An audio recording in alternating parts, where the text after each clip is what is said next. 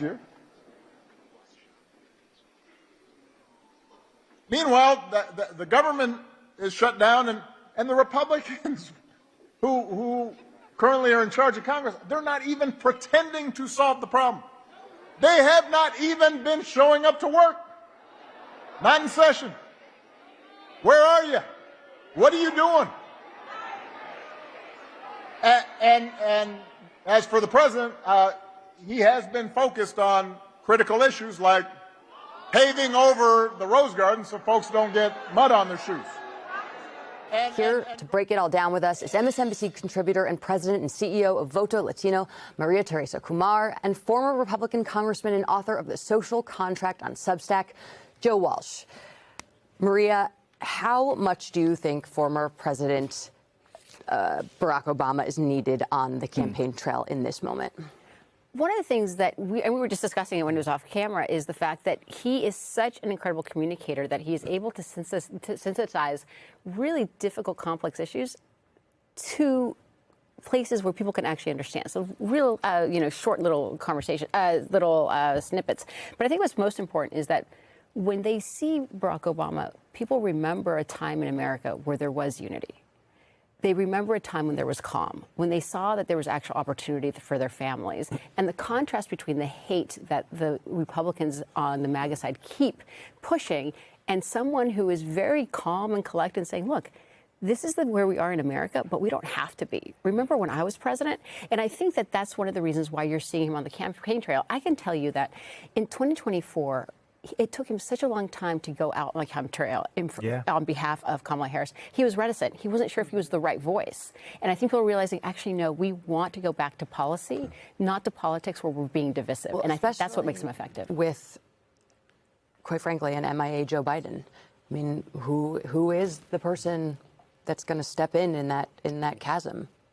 I think, well, that's one of the things. Barack Obama doesn't want to have to do this, right? He doesn't. Like he has introverted. Yeah, it's hard to believe it. He retired. You know, he did his 8 years. He was ready to move on and pop up, for presidentials, do whatever. With the five presidents get together, do that thing, do some movies. But there's the need, and for him and his team, it's about the democracy. And I want to play something for you, Joe, as a new Democrat. You are one of the leaders of your party.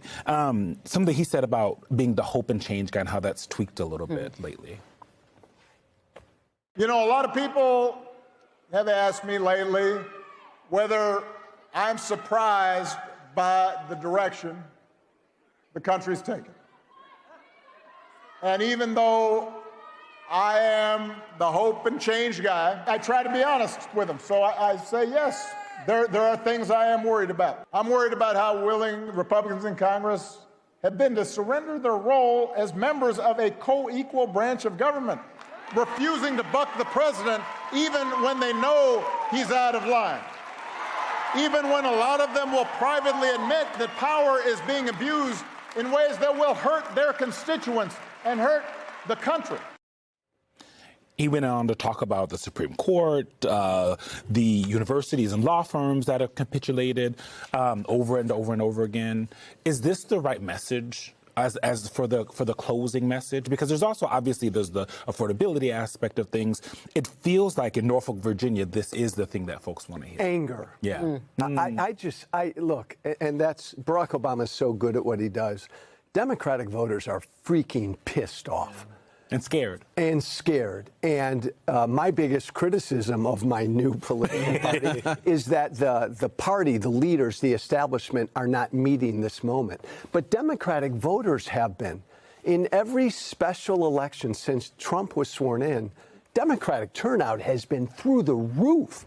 They're pissed off. And I think Obama, to the best that he can, touched on that. But the anger is beyond Obama. Well, and I think one of the things that is curious about this, too, is that he's doing it in Virginia, where the brunt of federal layoffs are felt. Right. And so that's where the anger is. Like, I actually, as a federal worker, now have to go and stand in food line instead of jumping on the metro to go to work. Well, let's talk more about Virginia, but also New Jersey and where President Obama was. It wasn't just that he was in Virginia. He was in Norfolk, which has a very large veteran population, but also African-American population. That's how you pronounce it.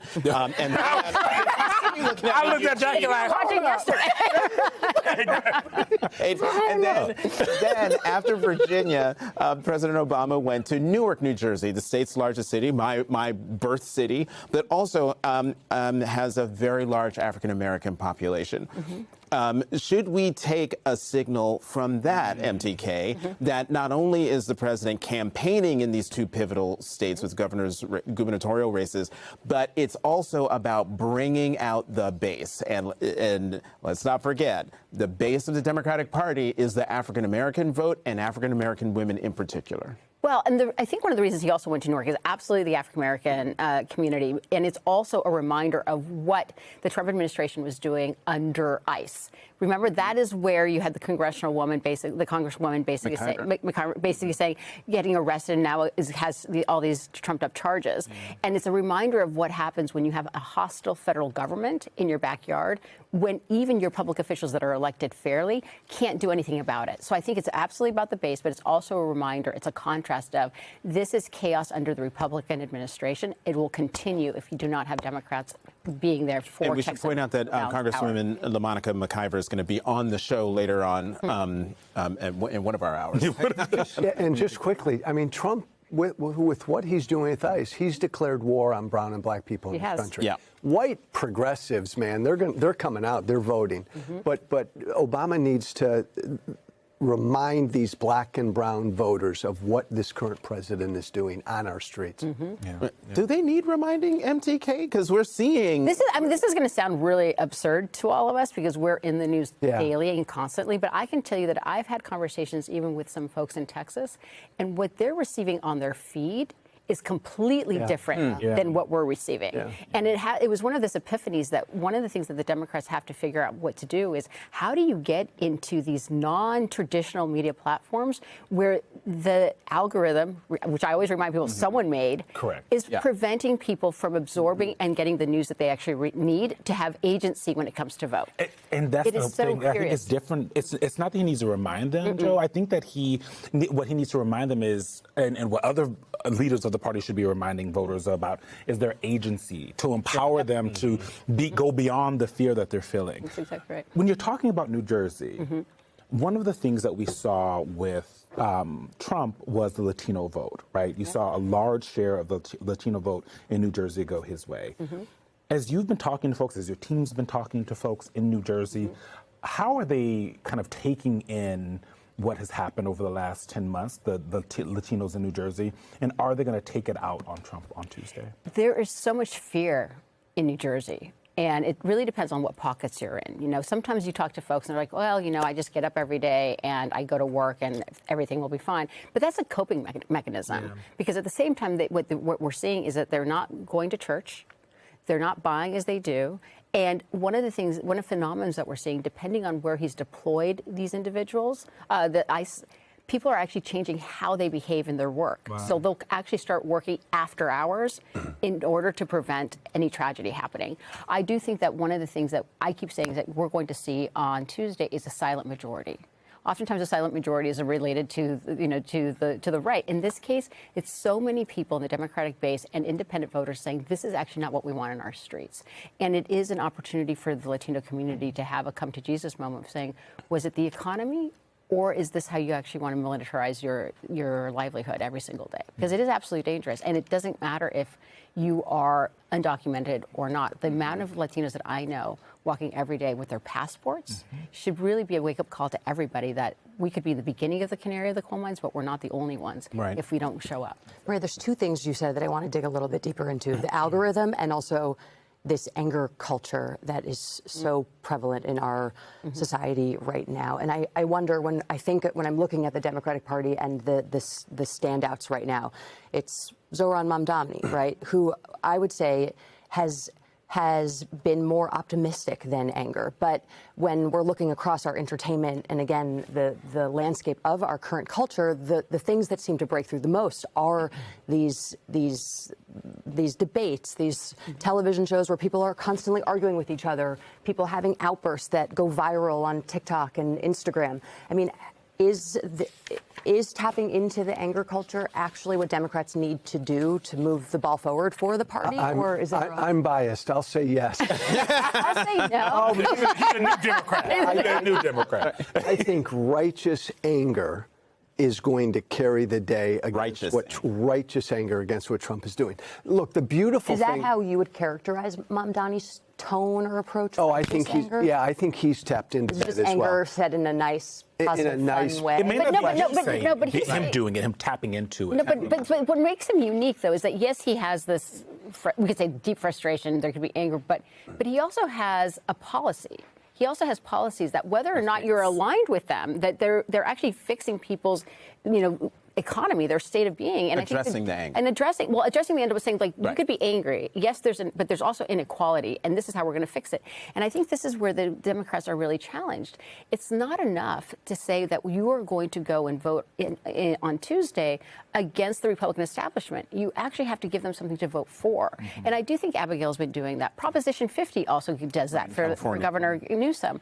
And I do think that the Democrats can't rely on this idea that people are going to be so angry they're going to turn out. You know what? They're going to tune out if they're going to be so angry. I think the Democratic voters are way so... The global humiliation. There was a time when the world looked at the U.S. and saw stability.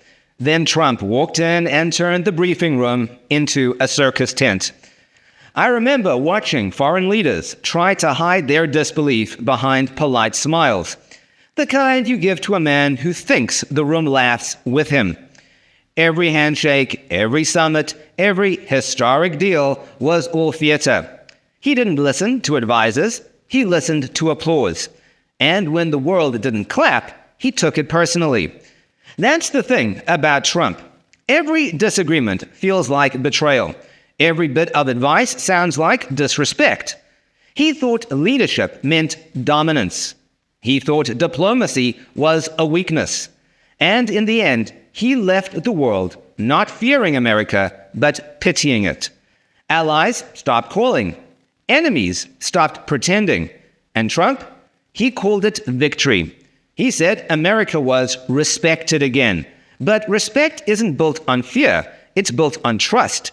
And nobody trusts a man who treats every friendship like a deal and every deal like a tweet. The world didn't move on because it hated Trump. It moved on because it couldn't afford to wait for him. In the end, Trump will boast that he changed the world. And maybe, in a way, he did, just not how he imagined. He made other nations realize they could survive without America's permission. He made old allies rethink old loyalties. And he made history remember that ego can collapse empires faster than any war. The world didn't stop spinning when Trump withdrew. It started recalibrating. New centers of power emerged. New voices filled the silence he left behind. One day, when future historians write about the fall of American dominance, they'll trace it back to the man who thought the world was a mirror and never noticed when it stopped reflecting him.